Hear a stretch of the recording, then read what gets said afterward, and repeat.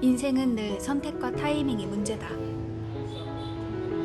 거기에 더해 거대한 불확실성 사이에서 끊임없이 줄다리기 한다. 내가 베트남에 도착한 건 이번 결항 사태가 터지기 한참 전이다. 중동 전쟁 여파로 항공편이 결항되었다는 기사를 보면서 가슴을 쓸어내렸다. 원래라면 4월 항공편으로 이동하려고 했는데 날씨가 좋지 않아 어쩔 수 없이 일정을 당기는 것을 선택했다. 덕분에 이번 결항 사태를 비켜갈 수 있었던 것 같다. 사실 그것 말고도 또 사건이 있었다. 비행기 체크인을 하기 전까지 계속 가슴을 졸였기 때문이다. 바로 항공권을 발권하면서 엉뚱한 사이트에서 발권한 탓이다. 비에젯을 검색해서 항공권을 예약했다고 생각했는데 결제하고 보니 이상한 거다. 확인해보니 에어파즈라는 처음 보는 이상한 사이트였다. 난 분명 비에젯을 클릭했는데 왜 여기서 결제한 거지라는 생각도 잠시. 되돌려 생각해보니 검색하면서 광고로 뜬 사이트를 공식 홈페이지라고 착각한 것이다. 검색해보니 예약 누락부터 환불 문제까지 온갖 부정적인 후기가 가득한 곳이었고 난 그렇게 체크인하고 비행기에 탈 때까지도 문제가 생기진 않을까? 혹여나 지연되거나 문제가 생기면 제대로 처리되지 않으면 어떡하지? 잘하는 선택일까 고민했던 일정을 당기는 선택이 결항 사태를 피해갈 수 있게 했고 잘못된 선택이었지만 행운이 따라준 덕분에 무사히 베트남 하노이에 도착할 수 있었다. 사르트르는 인생을 이렇게 정의했다. B와 D 사이의 C라고. 태어나는 것도 죽는 것도 내가 선택할 수 없지만 그 사이의 모든 것은 선택이라는 얘기다. 심지어는 선택하지 않는 것조차 선택이라고. 잘못된 사이트에서 항공권을 끄는 것도 일정을 당긴 것도 결국 다 내 선택이었다. 그리고 그 선택들이 쌓여서 나는 지금 여기 하노이에 있다. 선택과 선택의 연속으로 도착한 하노이에서 오늘도 기록을 이어가 본다. 하노이에 도착한 이래 가장 맑은 날. 눈여겨봐두었던 가장 큰 호수인 서호로 향했다. 사실 오토바이로 이동하기엔 좀 먼 거리였지만 날이 좋아 괜찮겠지 하고 그랩 바이크로 이동하기로 선택했다. 해가 아무리 떠 있어도 오토바이를 20분 넘게 타니 으슬으슬 한기가 돌았다. 이 선택 역시 후회가 따르는 선택이었다. 목적지는 베트남 현지 프랜차이즈 카페였다. 다낭과 나트랑 등 관광지는 물론 시내에도 이런 카페에는 베트남 MZ들이 가득하다. 카페에 들어가서 메뉴를 선택할 때도 난 잠시 갈등한다. 작은 메뉴 하나 주문하는데도 내가 선택한 메뉴가 맛없거나 이상하면 어쩌지 고민한다. 내 선택에 흔쾌히 책임지고 쿨하게 인정하는 태도는 언제쯤 가질 수 있는 걸까? 바이크를 타느라 추웠던 몸을 녹이기 위해 무난한 따뜻한 아메리카노를 선택했다. 항상 이런 식이다. 새로운 걸 도전하기보다 무난하고 아는 걸 선택하는 게 편하다. 실패할 확률이 낮고 그러면 내 탓을 하지 않아도 되니 말이다. 베트남에 처음 온 건 10여 년 전쯤이었던 것 같다. 그땐 덥고 습한 길에 서서 택시비를 흥정해야 했고 언어는 물론 문화도 낯선 탓에 매순간 긴장하며 주변을 살펴야 했다. 근데 최근에 방문한 베트남은 전혀 다른 모습이었다. 기술이 많은 것을 바뀌게 했지만 여행지에서 선택의 불확실성을 확 줄여주었다. 클릭 한 번이면 공유 택시와 공유 바이크가 내 앞에 도착한다. 심지어 배달 음식은 물론이고 편의점이나 마트 장보기까지 가능하다. 미리 등록한 결제 정보로 바로 결제까지 가능하니 불필요한 긴장감이 확연히 줄어들었다. 금액과 목적지로 실랑이 할 일도 없고 현금을 일일이 세며 시간을 지체할 필요도 없다. 수많은 선택의 실패를 줄여준 것이다.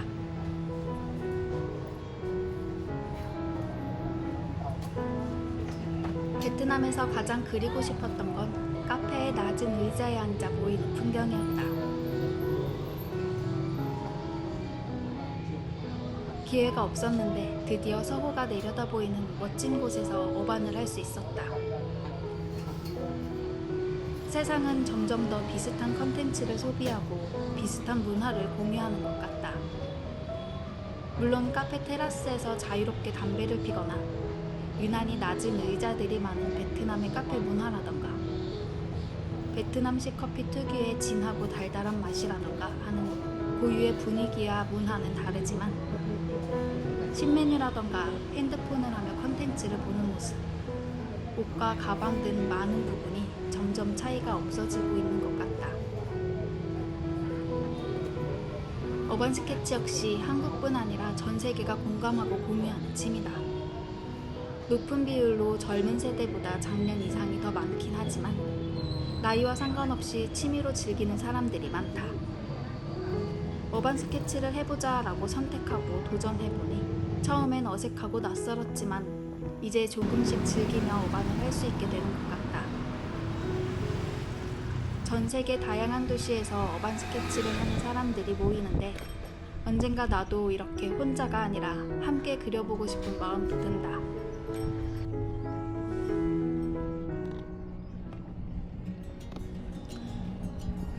카페를 나서 자전거를 타고 서우 호수를 달렸다. 전에 도로에서 탔던 자전거는 너무 위험했는데 한적한 호숫가는 무척 평화롭고 고요했다. 날도 맑아 미세먼지도 없었고 햇살도 따스했다. 자전거를 타며 바라본 서호 호수 구경도 잠시. 점점 뜨거워지는 햇살에 더 이상 야외 활동이 어려울 것 같아 근처의 대형 물로 피신했다.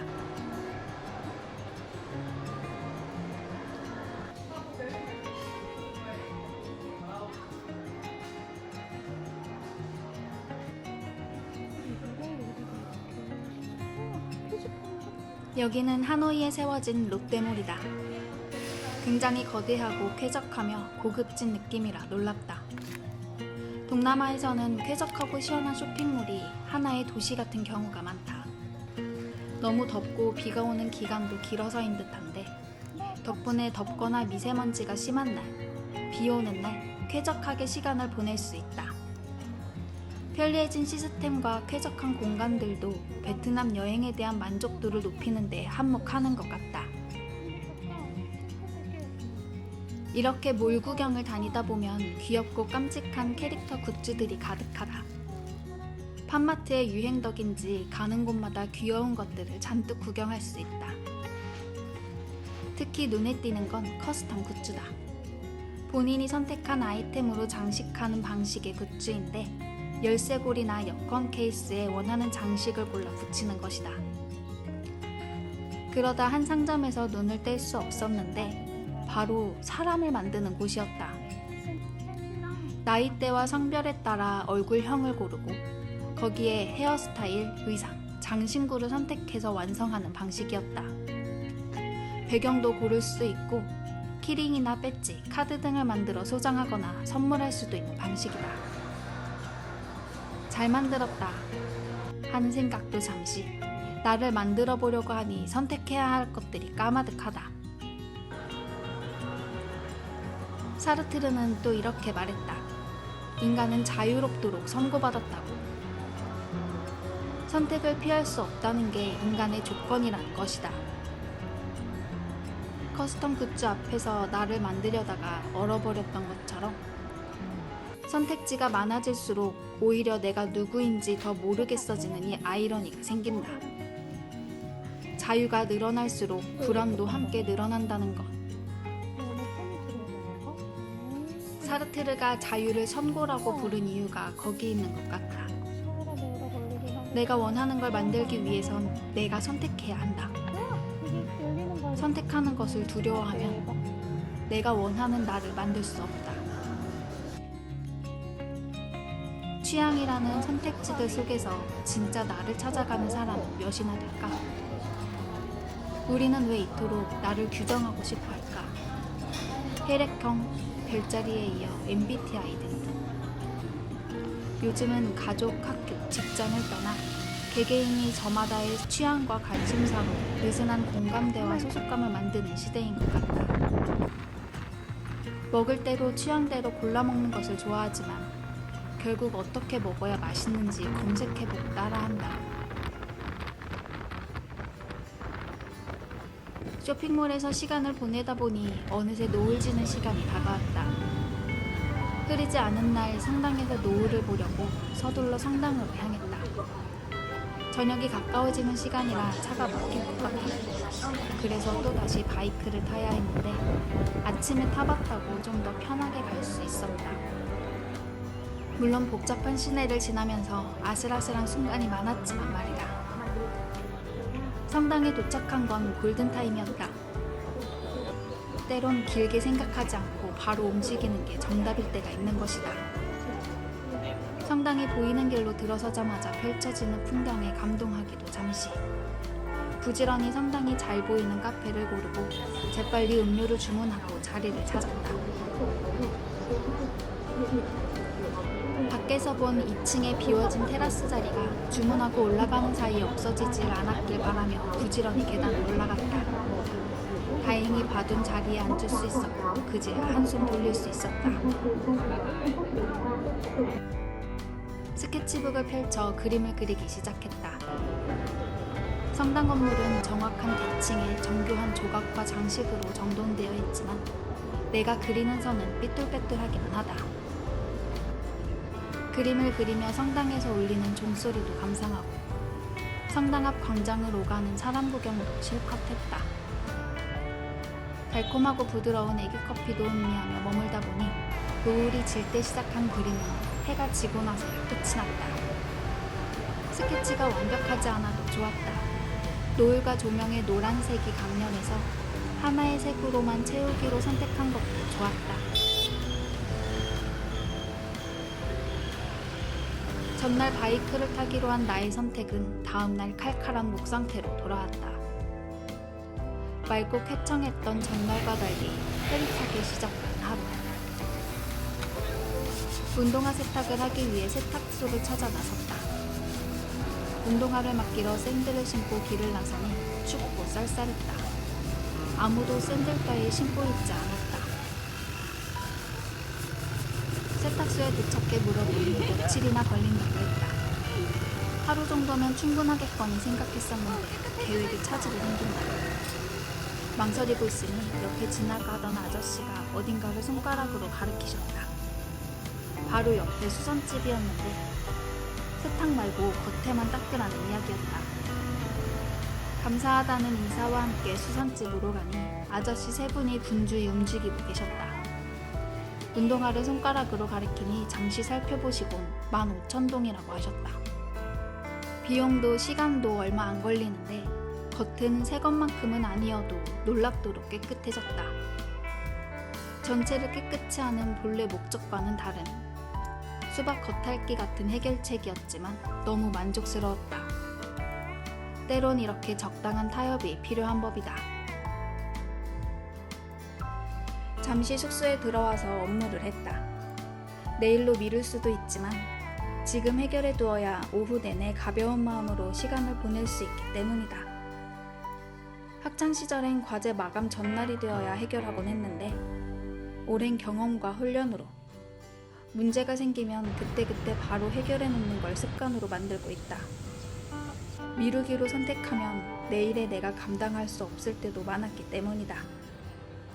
지금 할 수 있는 일은 지금 하기로 선택하면 매일매일 열심히 살아온 것 같다.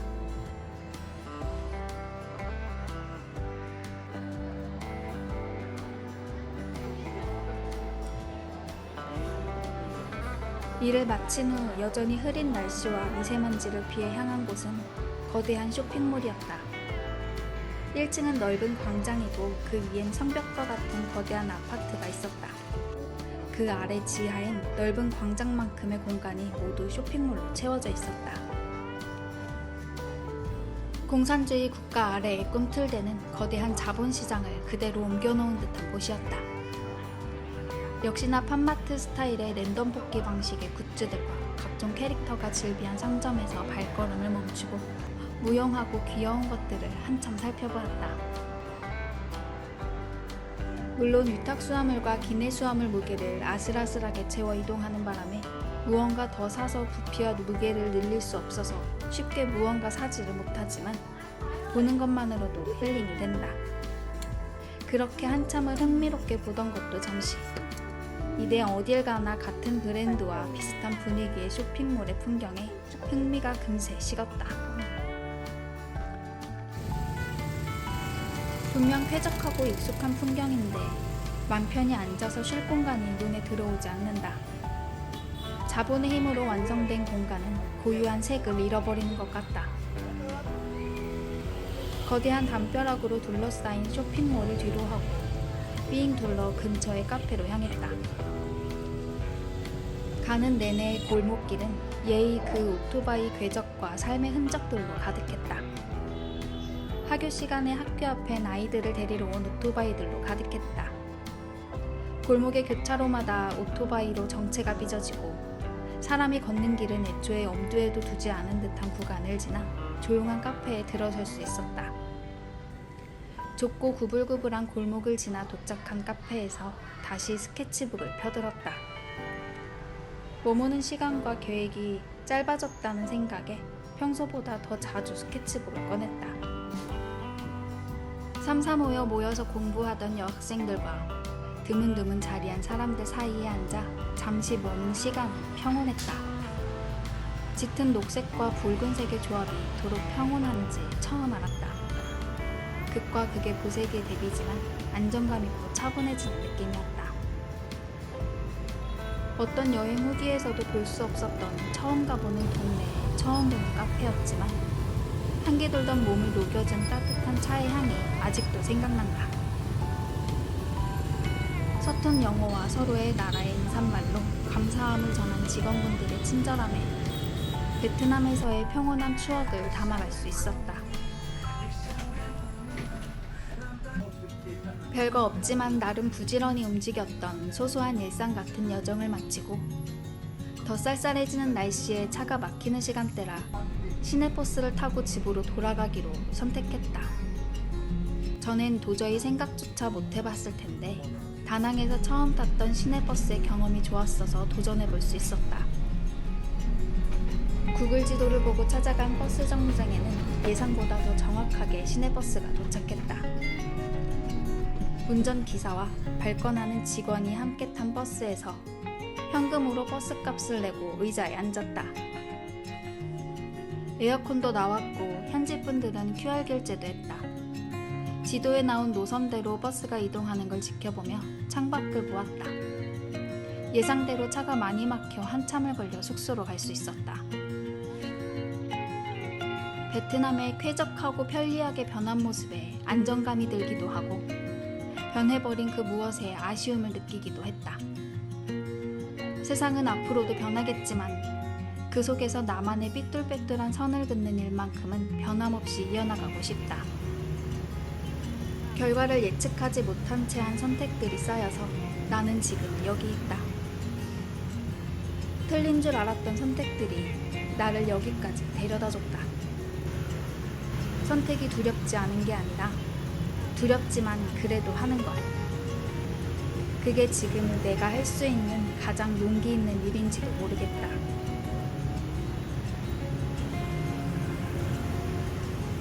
오늘도 스스로에게 한 발자국 더 가까워지기를 원하며 호모픽토의 기록을 마친다.